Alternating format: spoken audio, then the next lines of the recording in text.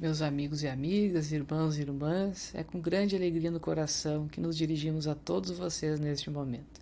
Gostaríamos de agradecer, do fundo do nosso coração, pela oportunidade de nos dirigirmos a todos, compartilhando as nossas reflexões em torno das abençoadas páginas desta doutrina consoladora. Gostaríamos também de convidar a todos a elevar o pensamento ao nosso Criador, para que, juntos, possamos pedir para que este Pai de amor e bondade possa enviar até nós os seus mensageiros, para que estes encontrem em nossos corações as condições propícias para depositar a boa semente, que possa frutificar 50 por 1, 70 por 1, 100 por 1, para que sejamos aqueles que ouvem a mensagem e as aplicam em si e distribuem para aqueles com quem convivem. Agradecidos, com o pensamento elevado ao alto, nós damos início às nossas reflexões. Pois bem, meus amigos e minhas amigas, nós aqui estamos para compartilhar as nossas reflexões em torno do capítulo 6 de O Evangelho segundo o Espiritismo. Quando fazíamos a leitura deste capítulo, cujo título é O Cristo Consolador, nos deparamos com uma pequena expressão no item 5, em texto assinado pelo Espírito e Verdade, que diz o seguinte: Vinde a mim, todos vós que sofreis. Paramos diante dessa sentença e nos perguntamos: e quem de nós não sofre? E quantos de nós precisamos desta consolação? Esta é uma mensagem que toca a todos os corações, porque todos sofremos e porque todos precisamos ou buscamos esta consolação, ainda que de forma inconsciente, ainda que sem nos darmos conta.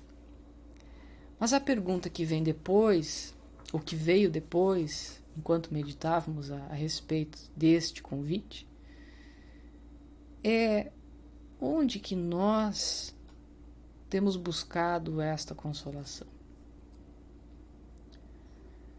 Como nós nos conhecemos espíritos imperfeitos, de longa data, que caminhamos neste plano da vida entre as reencarnações há milênios, sabemos que as nossas experiências do passado nem sempre foram exitosas.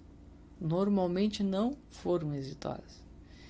E por conta disso, nós fomos acumulando experiências, algumas das quais hoje fazemos um esforço para nos livrar, para abandonar.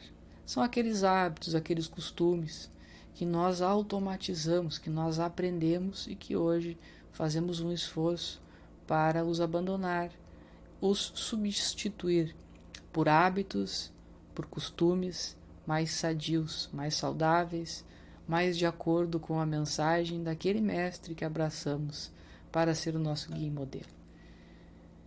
Então é muito natural que, ao buscarmos responder a essa pergunta, nós encontrássemos a resposta talvez não seja a melhor ou a mais adequada. Aonde nós temos buscado a consolação? E normalmente nós a buscamos no mundo e não no Cristo. Nós buscamos a paz que o mundo pode nos dar, que não é a paz que o Cristo nos oferece. E que paz é essa? Que consolação é essa? Esta consolação que o mundo pode nos dar, ela pode vir, por exemplo, através da saciedade. Quando nós buscamos ter a segurança que os recursos materiais podem nos dar. Diante das crises, das dificuldades, nós imaginamos que tudo é uma questão de ter a quantidade certa de recursos necessários. Mas nós não sabemos muito bem o quanto é necessário ou o quanto será. E aí então nós fazemos uma caminhada, nem sempre muito saudável, em busca de estabelecermos uma base de recursos que nos seja confortável ou favorável. Uma boa poupança, boas aplicações financeiras, bons recursos materiais à nossa disposição, para que num momento de dificuldade nós não venhamos a sofrer as intercorrências que são naturais para a nossa economia, para o mundo onde nós vivemos. Então, a saciedade passa a ser uma forma, uma busca pela segurança, pela estabilidade que nós achamos poderá nos trazer a paz de espírito. E nós aproveitamos uma expressão bastante conhecida, que é atribuída, escrita por René Descartes, quando diz penso, logo existo, nos lembrando a nossa essência como seres que duvidam, que cogitam sobre as coisas e por isso mesmo nos sentencia que nós somos o que somos, porque pensamos, e porque pensamos tudo mais existe. Então, nós parafraseamos René Descartes para dizer que consumo, logo existo tem sido a nossa forma de pensar e agir no mundo, quando buscamos na saciedade, nos bens materiais, a forma de consolo que o mundo pode nos dar. Diante dos desafios do mundo, nós buscamos ter a bolsa farta, os celeiros cheios, para que não venhamos a sofrer as intercorrências que são naturais e que sempre sofremos. Nós não estamos dizendo com isso que não seja bom ser previdente. Nós estamos apenas pontuando que nos momentos desafiadores, normalmente, é para esta direção que nós apontamos, é este tipo de consolo que nós buscamos, fazendo uma caminhada, como dissemos, nem sempre muito saudável, na busca por estes bens que nos tragam esta sonhada estabilidade econômica, financeira, material. Junto à saciedade, nós podemos incluir o nosso desejo pelo poder, porque passamos a compreender também que os recursos materiais eles podem nos trazer, de alguma forma, a ascensão do poder que nós temos sobre outras pessoas, a ascensão do poder que nós temos no mundo, porque uma vez que nós temos mais poder, nós vamos ter mais recursos à nossa disposição. E, mais uma vez, empreendemos uma caminhada nem sempre muito saudável na busca por um e por outro, pelos recursos materiais e pelo poder, às vezes de forma intercambiável, em que um nos dá ao outro. Mais recursos materiais, mais poder, mais recursos materiais, como uma forma de estabelecermos uma base segura, confortável, que nos traga paz de espírito. Mas, além disso, uma outra forma de consolação que o mundo pode nos dar, para aqueles que preferem uma outra abordagem, é a ociosidade. Se de um lado nós temos a saciedade pelo trabalho na matéria, do outro lado nós temos a ociosidade, que é o afastamento dos desafios do mundo, uma vez que nós percebemos que estes desafios, estes conflitos, estes choques de opinião, este esforço pela conquista dos bens materiais, ele pode ser a causa das nossas aflições e não a consolação de que nós precisamos.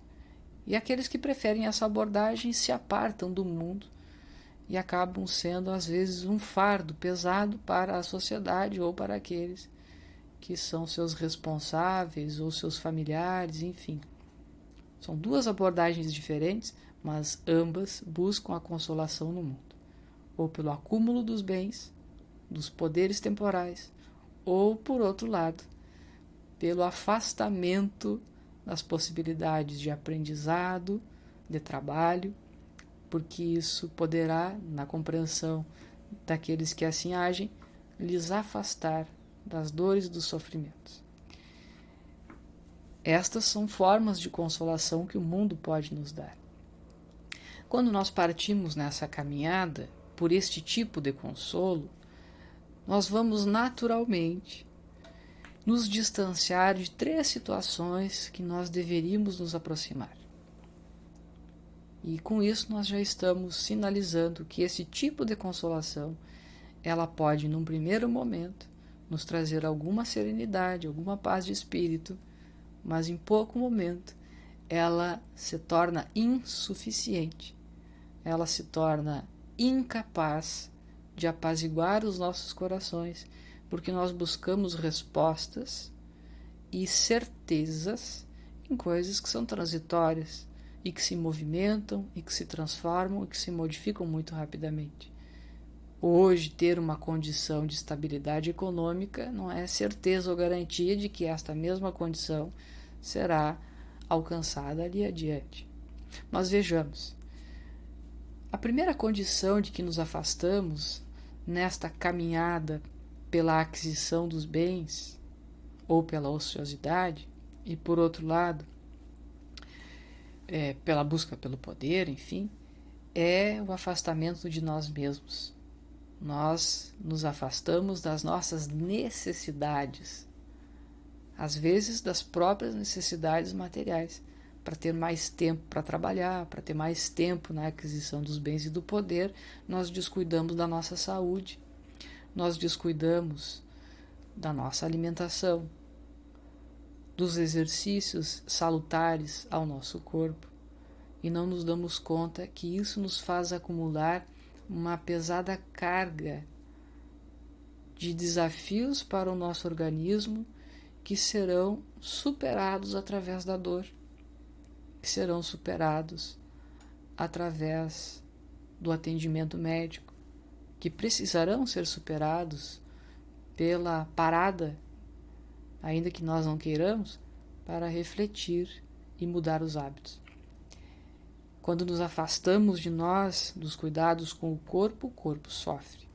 Mas nós não somos o corpo, nós somos espíritos imortais, então nos afastamos daquelas necessidades do espírito imortal. Nós não temos tempo para pensar em nós mesmos, para meditarmos sobre os nossos sentimentos, para meditarmos sobre os nossos pensamentos. Por que eu estou pensando isso que eu estou pensando?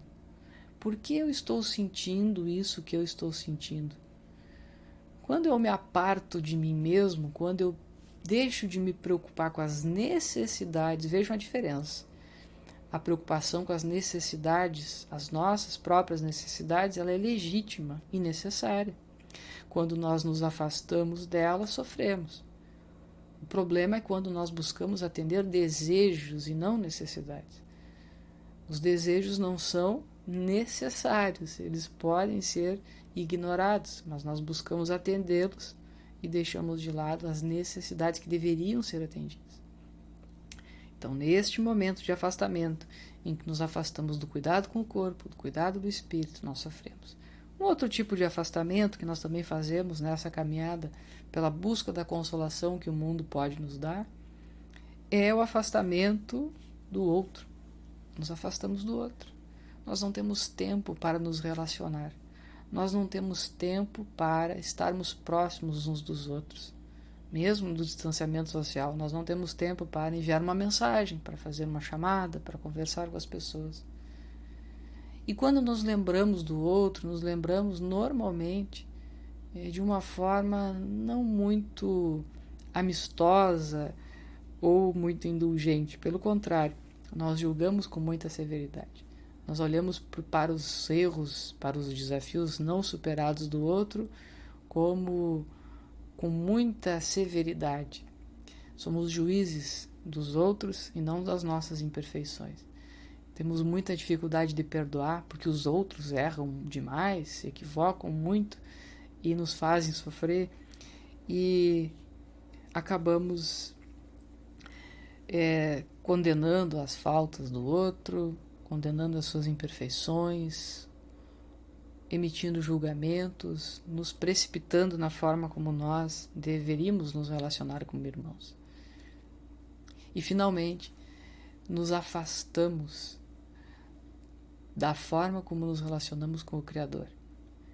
Nessa busca desenfreada por fugirmos dos desafios pela ociosidade ou por buscarmos nos bens materiais a resposta às nossas dores, ao buscarmos a consolação que o mundo pode nos dar, Nos afastamos de nós, nos afastamos do outro e, naturalmente, nos afastamos de Deus. Não temos tempo para isso e, naturalmente, isso nos traz ainda mais incertezas. O que será do futuro? Isso nos corrói. Essa dúvida nos deixa aflitos. Como será o futuro? Como será o mundo de amanhã?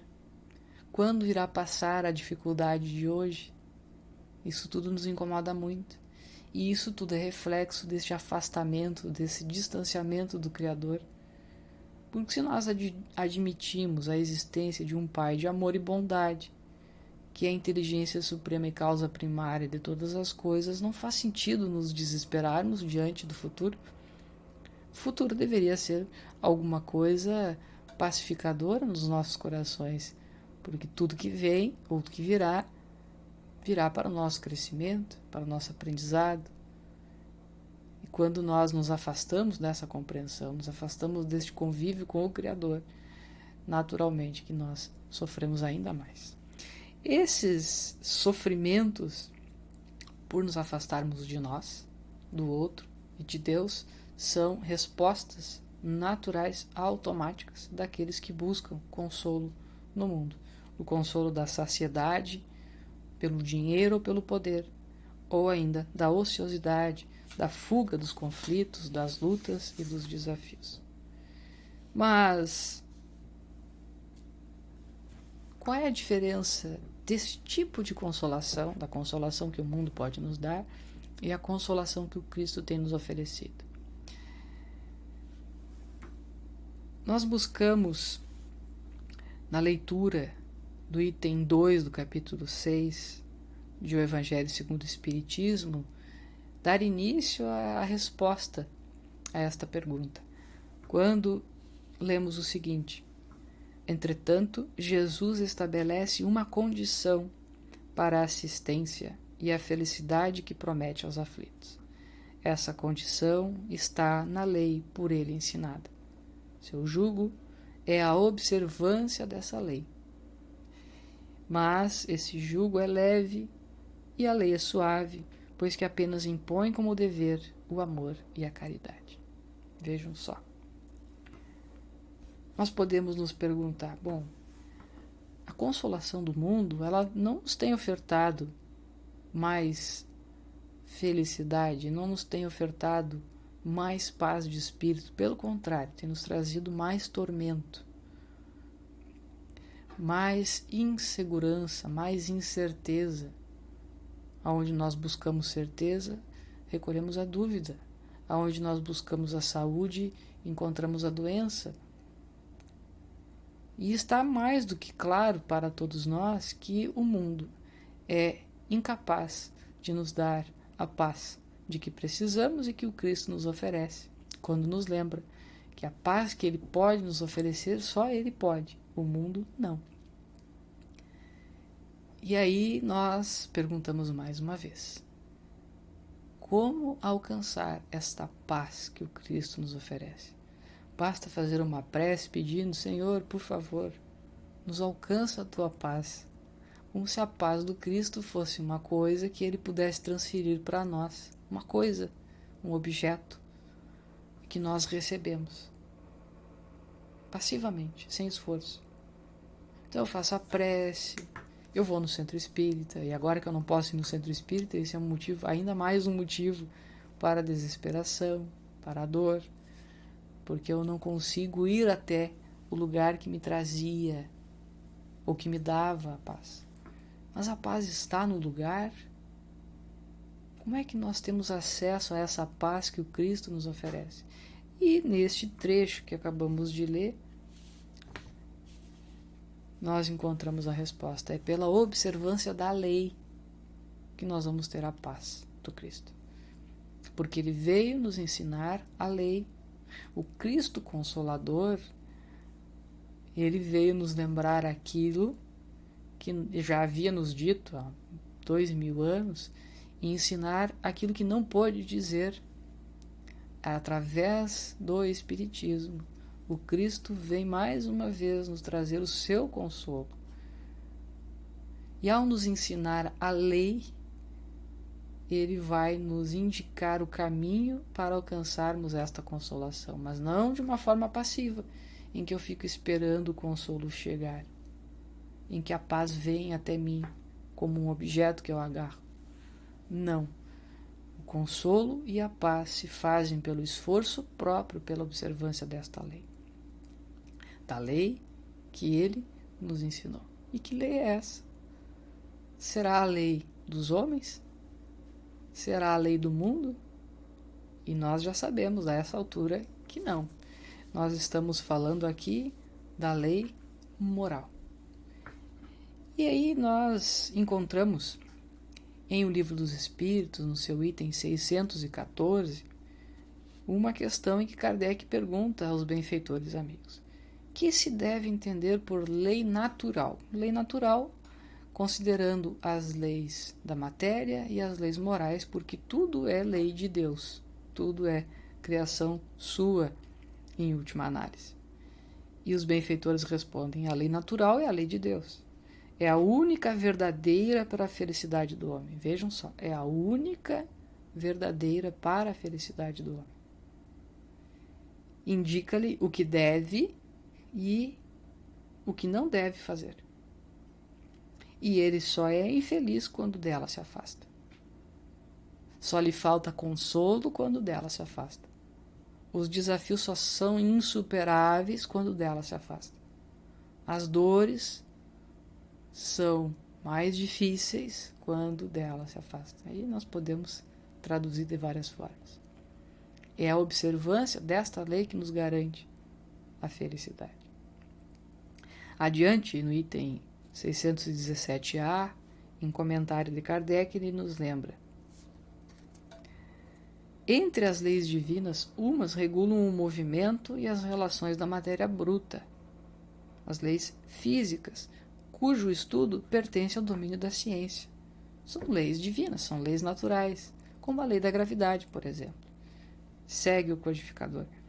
As outras dizem respeito especialmente ao homem considerado em si mesmo e nas suas relações com Deus e com os semelhantes. Contém as regras da vida do corpo, bem como as da vida da alma, são as leis morais. E aí estas leis, a observância destas leis, nos aproximam daquilo que nós nos distanciávamos quando buscávamos o consolo do mundo. Se ao buscar o consolo do mundo nós nos afastamos de nós mesmos, ao buscarmos a observância da lei natural, da lei moral, da lei divina, nós nos aproximamos de nós mesmos, nós fazemos o caminho inverso. O que significa se aproximar de si mesmo? Se aproximar de si mesmo significa autoconhecer-se. Aquelas perguntas que fazíamos antes: o que eu estou sentindo? E por que estou sentindo? O que eu tenho feito e por que eu tenho feito? É esta intencionalidade. O que eu estou pensando ou tenho pensado? Por que estou pensando isso? Se eu sinto alguma animosidade com alguém, por que eu estou sentindo isso? Por que essa dificuldade? Por que este sentimento? É estar consciente daquilo que eu penso, daquilo que eu sinto e autoanalisar, identificando a fonte do coração para tudo aquilo que eu faço. Eu faço o que faço por quê? Eu penso o que penso por quê? Eu tenho reagido da forma como reajo, por quê? Estar consciente, a tudo prestar atenção. Ter essa curiosidade consigo mesmo, isso tudo faz parte do autoconhecimento. Se nós não temos a clareza de perceber que agimos de forma automática, habitual, espontânea, irrefletida, se nós não nos damos conta disso, nós não mudamos. Eu não consigo mudar a forma como eu me relaciono com o outro, uma forma que nem sempre é a mais saudável, porque eu respondo com acidez, com aspereza, porque eu não trato o outro com o cuidado que deveria. Eu não consigo mudar essas atitudes enquanto eu não paro para prestar atenção na forma como eu tenho agido, na forma como eu tenho sentido e naquilo que eu tenho pensado.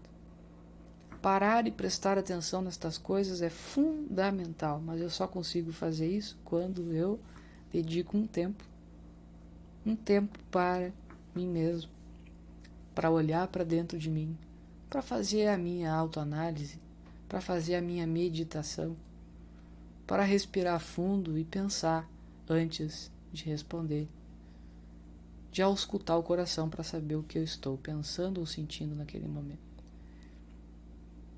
E também, como nós buscamos no próprio Evangelho, ainda neste capítulo, no item 5, instruindo-nos, quando o Espírito é verdade nos lembra que é o desafio de todo espírita, instruí-vos, buscar através do conhecimento, através do conhecimento das coisas do mundo e das coisas do Espírito, do aprendizado intelectual também, para que isso possa se transformar em mais recursos à nossa disposição. Uma boa leitura, um estudo edificante, um tema que nos possa trazer algum crescimento para o espírito, deve ser sempre a nossa prioridade diante dos convites que o mundo tem nos feito. Quando nós pensamos em lazer, o que nos vem à mente? São aqueles seriados do Netflix? Ou são as palestras edificantes que nós encontramos a mancheias hoje na internet, de companheiros nossos, de outros centros espíritas, da nossa federativa? Como nós temos traduzido o nosso tempo de recreação, o nosso tempo para espairecermos as ideias? É através de uma boa instrução, através de um conteúdo edificante? Paremos para pensar, porque tudo isso pode nos aproximar de nós mesmos quando esse tempo é bem aproveitado, ou nos afastarmos de nós mesmos quando esse tempo não é bem aproveitado. Ao observarmos esta lei, nós também precisamos observar, como Kardec nos lembra no comentário do item 617, a lei está dividida nesses três aspectos: o homem em si mesmo, que já observamos, na sua relação com Deus. Se quando buscamos a consolação do mundo nos afastamos de Deus, como um impulso do próprio orgulho, agora, ao observarmos a sua lei, nós vamos no caminho oposto, na direção oposta, buscando nos relacionarmos com Ele através do nosso trabalho no bem, a começar por aí. Se antes nós trabalhávamos para satisfazer exclusivamente as necessidades do corpo, agora trabalho para nós é ocupação útil para o espírito, para as necessidades do espírito. Então nós vamos buscar, através do trabalho no bem, as oportunidades redentoras, de nos colocarmos à disposição daqueles que sofrem, porque se somos todos irmãos, ao nos colocarmos à disposição do outro, é ao próprio Criador que nós estamos nos dedicando.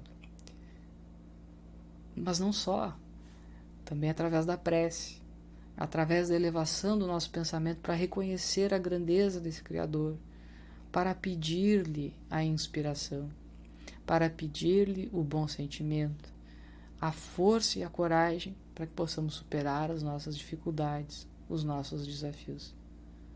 Porque agora nós passamos a dedicar um tempo das nossas vidas a prestarmos atenção na forma como estamos nos relacionando com o nosso Criador. Deus está em toda parte, jamais nos abandona, mas esta não é a questão. A questão somos nós. E nós o abandonamos, o esquecemos ou o temos lembrado e trazido para o seio das nossas reflexões e das nossas ações. E naturalmente, quando nós passamos a ter essa relação mais próxima, mais íntima com o Criador, nós mudamos a forma como nós enxergamos o futuro. Porque agora eu compreendo que aquilo que me acontece, acontece por uma razão, Por mais desafiador, por mais difícil que possa parecer, eu vou ganhando forças para suportar aquelas aflições, porque sei que elas são justas, eu sei porque sofro, eu sei porque tenho aquelas dificuldades. Tudo isso é instrumento do meu aprendizado. E se nós temos diante de nós um Criador, que é a inteligência suprema, que é amor e bondade na sua pureza máxima, nós não podemos imaginar nenhum sofrimento, nenhuma dificuldade que não tenha um propósito e que não seja justa. Então a nossa visão diante do futuro é uma visão pacificadora.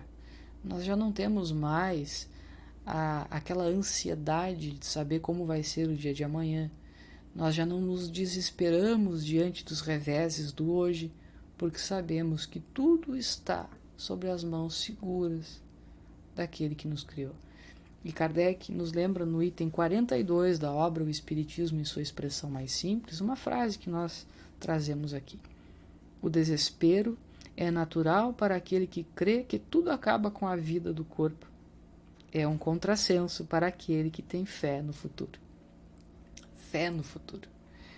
Esta fé que nos traz a certeza, que nos traz a serenidade, e que só é possível quando nós nos aproximamos do Criador. Então vejam, se de um lado, ao buscar a consolação do mundo, nos afastamos desta certeza no futuro e buscamos preenchê-la com mais coisas, como alguém que toma a água do mar para saciar a sua sede e tem cada vez mais sede, do outro nós temos, ao nos relacionarmos com o Criador, ao buscarmos no convívio da prece, do trabalho no bem, da certeza de um futuro melhor, a pacificação, a serenidade, a calma, que só a paz do Cristo pode nos dar. E finalmente, nós vamos ressignificar a forma como temos nos relacionado com o outro. Vejam a diferença.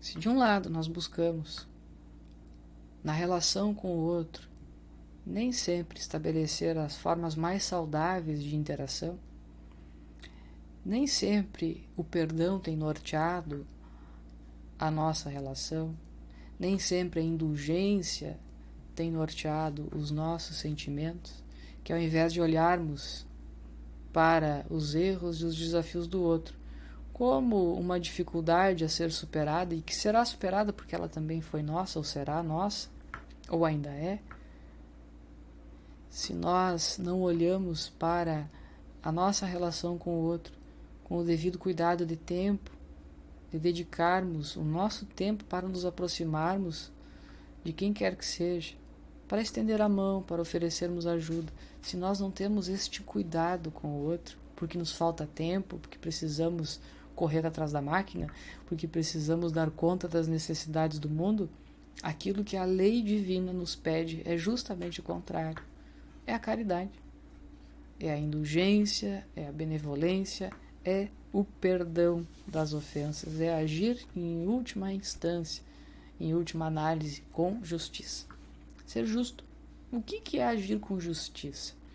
O que é ser justo? Nós achamos que a justiça é uma coisa que diz respeito apenas ao mundo. Então nós falamos em justiça social, nós falamos na justiça enquanto instituição, e nós ficamos imaginando que ela vai alcançar a todos e que não precisamos nos preocupar, isso não nos diz respeito, não é problema nosso. Então nós lembramos aqui quando Kardec nos fala da justiça do mundo, na Revista Espírita de dezembro de 1864, quando ele diz assim: o erro de quase todas as doutrinas sociais apresentadas como a panaceia, como o remédio para todos os males da humanidade, é o de apoiar-se exclusivamente nos interesses materiais. Disto resulta que a solidariedade que buscam estabelecer entre os homens é frágil como a vida corporal. Os laços da fraternidade sem raízes no coração e na fé no futuro partem-se ao menor choque do egoísmo. Nunca haverá verdadeira justiça no mundo que não seja alicerçada nos valores imperecíveis do espírito imortal. Só é verdadeiramente justo aquele que faz pelo outro o que gostaria que o outro lhe fizesse. Só é verdadeiramente justo aquele que tudo faz pelo bem de todos. Esta é a verdadeira justiça de que nos fala o Evangelho. Amai-vos, nos lembra o Evangelho, neste mesmo capítulo, como a forma que devemos nos relacionar com os nossos irmãos. Então, meus amigos, aqui nós estabelecemos como nós podemos atender à lei, como nós atendemos à lei divina, como nós atendemos aos requisitos que o Cristo nos impõe para oferecer a sua consolação. A sua consolação virá ou vem sempre que nós atendemos a nós mesmos, às nossas necessidades, ao outro e à nossa relação com Deus. Esse tríplice aspecto da lei divina precisa ser atendido, mas aqui é um ponto importante. Precisa ser atendido com equilíbrio. Se nós atendemos apenas a nós mesmos, nós não atendemos às nossas necessidades, nós atendemos aos caprichos. E aí nós degeneramos para o egoísmo. Se por outro lado, ao cuidarmos do outro, esquecermos de nós ou da nossa relação com Deus, podemos degenerar para a possessividade, achar que somos donos do outro. E se esquecemos de nós, se esquecemos do outro e buscamos nas coisas divinas o único propósito das nossas vidas, nós podemos degenerar para o fanatismo religioso. Então aqui é uma questão de equilíbrio, de nós termos o cuidado conosco, o cuidado com o outro e com as coisas divinas de uma forma harmônica, porque elas não se excluem, elas se complementam, elas jamais se excluem. Se nós deixamos de dar atenção a qualquer que seja, nós fragilizamos as outras e fragilizamos a nós mesmos. Então buscar a paz do Cristo diante dos desafios e das dores que todos nós sofremos é prestar atenção naquilo que nós estamos pensando, naquilo que nós estamos sentindo, buscando atender o outro nas suas necessidades, nos seus desafios, olhando com indulgência, tentando compreender que os desafios que nós enfrentamos, o outro também enfrenta, com empatia, com serenidade, nós olharmos uns para os outros como irmãos, verdadeiramente fraternos, e não esquecermos jamais que há um Pai de amor e bondade, que é a inteligência máxima do universo e que não nos traz o que quer que seja que não seja para o nosso aprendizado. Se a nossa vida tem sido mais difícil, mais sofrida, mais desafiante em qualquer aspecto que seja, busquemos analisar se estamos ou não fragilizando um destes aspectos, uma destas relações, se não estamos observando aquilo que deveríamos observar em nós mesmos, na nossa relação com o outro ou com Deus. Finalmente, meus amigos, busquemos a paz do Cristo, porque só ela pode nos trazer a consolação de que precisamos. É com este pensamento, com esse sentimento de gratidão que compartilhamos com todos as nossas reflexões e que de imediato convidamos a elevarmos mais uma vez o pensamento a esse Criador, pedindo: Pai, de amor e bondade, permita-nos que as reflexões de hoje possam nos oportunizar as transformações de que precisamos para superar os desafios que a vida tem nos oportunizado e que muitas vezes temos sucumbido porque buscamos a paz do mundo e não a tua paz. Mestre, amigo Jesus, nos permita alcançar a paz que tu nos dá a partir do esforço próprio, nos infundindo bom ânimo e coragem, e que possamos sempre lembrar que não há qualquer dificuldade que nós não possamos superar quando nos apoiamos uns nos outros. Muito obrigado e até breve.